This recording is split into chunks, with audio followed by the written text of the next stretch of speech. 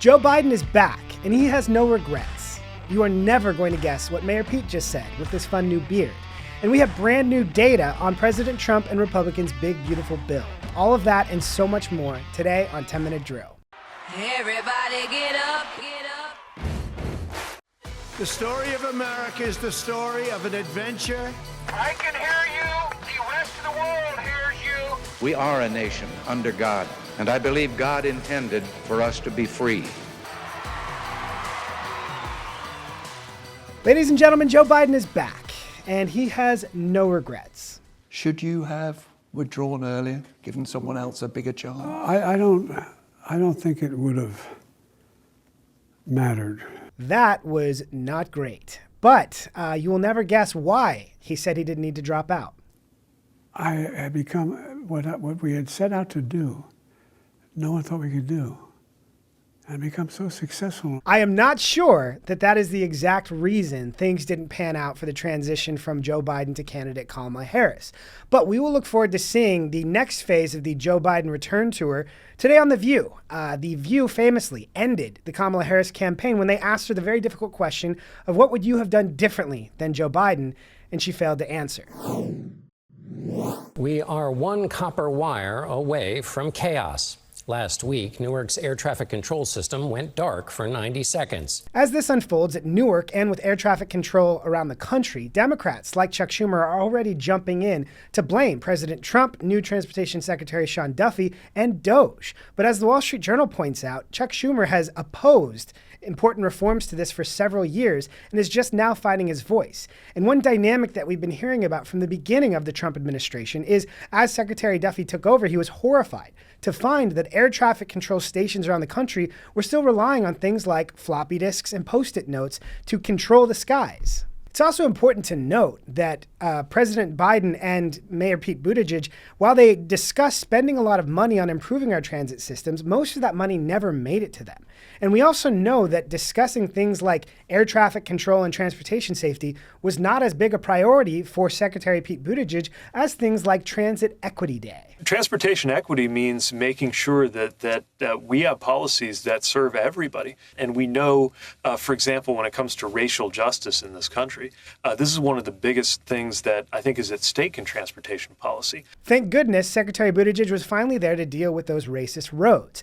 Anytime you saw Secretary Buttigieg on TV, he most likely wasn't talking about transportation issues, but he was talking about every other issue, things like abortion or visiting Ukrainian President Volodymyr Zelensky.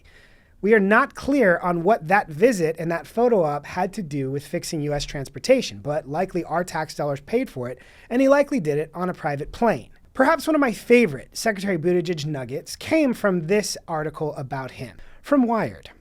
As Secretary Buttigieg and I talked in his underfurnished corner office one afternoon in early spring, I slowly became aware that his cabinet job requires only a modest portion of his cognitive powers. Other mental facilities, no kidding, are apportioned to the Iliad, Puritan historiography, and Nosgard Spring, though not in the original Norwegian, slacker. Fortunately, he was willing to devote yet another apse in his cathedral mind to making his ideas about three mighty themes, neoliberalism, masculinity, and Christianity, intelligible to me. Wow. Perhaps he should have used a little bit more of that cathedral mind to focus on fixing our transportation sector. But Secretary Duffy later today will announce a plan to reform the air traffic control system.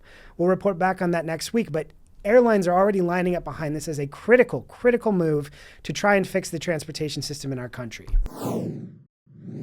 As President Trump tries to realign trade around the world with his tariff agenda, we've discussed some of the messages that help and hurt that cause. Here's one of the latest. An acknowledgement that some prices will go up? I don't think a beautiful baby girl that's 11 years old needs to have $30. I think they can have $3 or $4. There are messages that are helpful to President Trump's cause on trade. Things like onshoring manufacturing, especially after the pandemic exposed the fact that our supply chains have major issues. Also, any discussion about progress in these trade deals and improving our trade relationships also is very helpful in polling. But a discussion about how we have too many dolls and pencils is less helpful. And I hope the administration will continue to focus their messaging on how this is going to make Americans more prosperous, have more options, and a lower cost of living in the long run. This week, China announced that they will be sitting down with our trade representatives, a delegation led by Treasury Secretary Bessent, in Switzerland. Secretary Bessent discussed this on Fox News last night. This isn't sustainable, as I said before, especially on the Chinese side. These trade talks with China will be some of the most important in this entire conversation globally. One thing that we've discussed here is these dynamics about how China is a producer economy. The United States is a consumer economy. So when President Trump says they need us more than we need them, he's right, because they desperately need our markets to sell the massive volume of goods they're producing. Otherwise, they're just stacking up little trinkets and things, in warehouses with nowhere for them to go. But one dynamic that is challenging for President Trump is the fact that Xi is a dictator. And he does not have to worry about political pressure at home because it's a totalitarian state. We saw what they did locking people up during the COVID pandemic, whereas President Trump is trying to balance pressures at home, market volatility, and the need to get the best deal possible. He's already taking a tough stance, saying we will not be changing our 145% tariffs on China anytime soon. So we'll watch how this unfolds this weekend. Yesterday, the Washington Reporter released exclusive new polling from CRC Research conducted for the 85 Fund, talking about two key components of current congressional negotiations on the Big Beautiful Spending Bill. First, on extending the Trump 2017 middle-class tax cuts.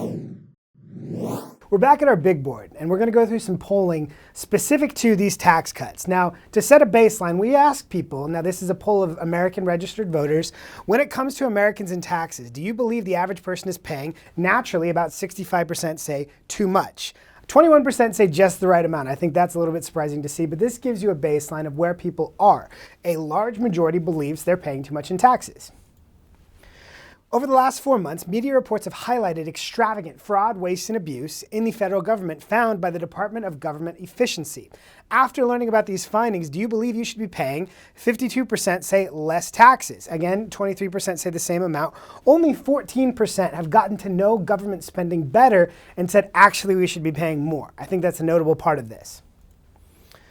Would you be more or less likely to vote for an elected official who opposed extending the 2017 tax cuts? 45% said less likely to vote for. Now, we're going to throw something into the mix here that will change this. Would you be more or less likely to support an elected official who voted to raise your taxes by blocking an extension of the 2017 middle-class tax cuts?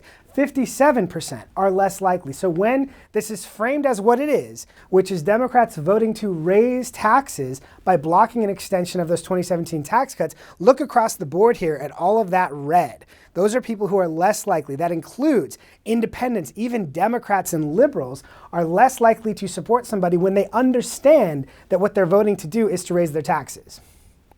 Below are possible reasons someone might support extending the middle-class tax cuts. For each, please indicate whether that state would make you more likely or less likely. The current cost of living. 64% of people say that the current cost of living makes them more supportive of extending those 2017 tax cuts.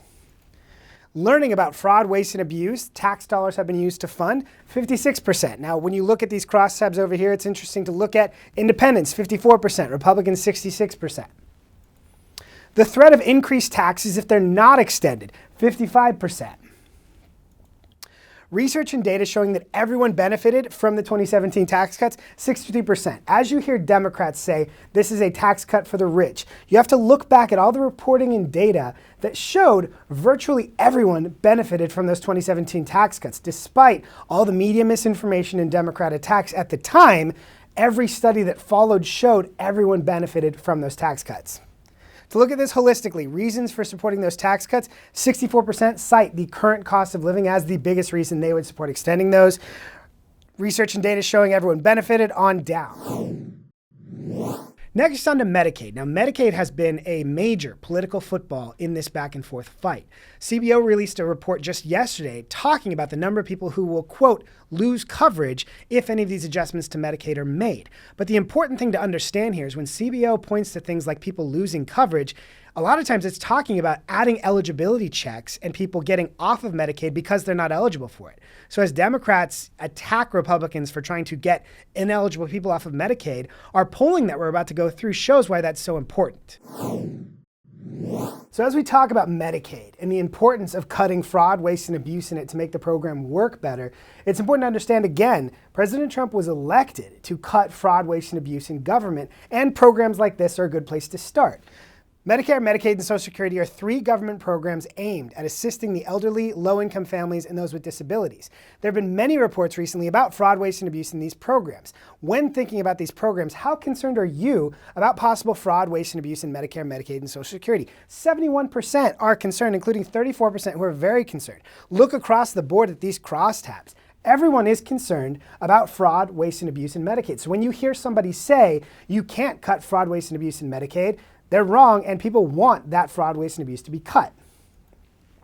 Medicaid is a government program that provides health insurance for adults and children with limited income and resources in the United States. Would you support efforts to save taxpayer money and ensure Medicaid is reserved for people who need it most, the elderly, people with disabilities, and low-income children, by instituting a work requirement that ensures anyone receiving health insurance through Medicaid is either working or looking for work? 59%. That tracks with a lot of public polling we've seen over the last several years. Support for checking to ensure that people are receiving Medicaid are actually eligible is very strong. People believe taxpayer funds shouldn't go to people who shouldn't be on Medicaid. They should find other ways to get health care, or in many cases get jobs that would require them to get health care. So the work requirement is incredibly popular. Again, as you look across the board here, support from independents and every group across the board.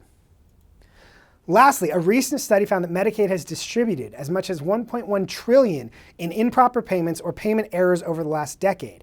Would you support efforts to cut back on fraud, waste, and abuse in programs like Medicare, Medicaid, and Social Security to ensure those programs are able to last longer and provide better service to recipients? 68% said yes. Again, it goes back to the fact that there is massive concern about fraud, waste, and abuse in those programs, not just to save money, but to make sure that these programs work better and provide better service to recipients. Across the board, there is concern about that. There is concern about the improper payments. And so when you see Democrats and many in the media highlight efforts to check eligibility as a way of throwing people off, people support checking that eligibility and making sure we don't have this kind of $1.1 trillion in waste over a 10-year period.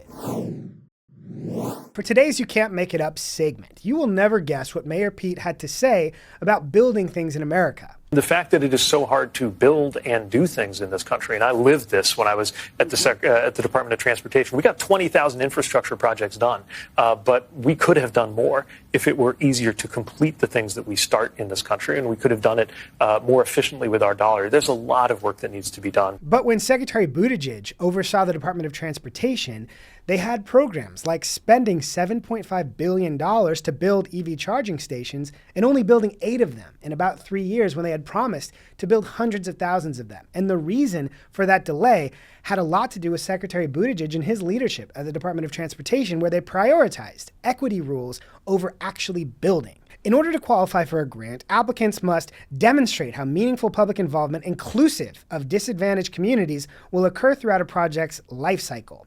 That public involvement is vague and includes things like hosting multicultural neighborhood block parties. So again, in order to build an EV charging station under Pete Buttigieg, you had to hold a multicultural neighborhood block party to make a case to the community that you cared about equity for everyone involved.